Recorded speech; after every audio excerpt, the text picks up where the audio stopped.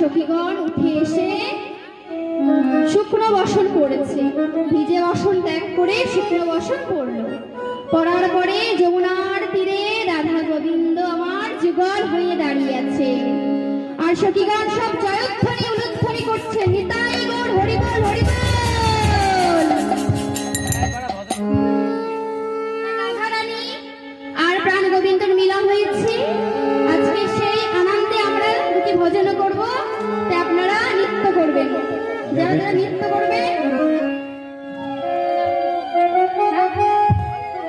যারা যারা নৃত্য করবেন তারা তারা উঠুন। ওই রাখাল রাজা বলে দে না, রাখাল রাজা বলে দে না, কোথায় দিলাম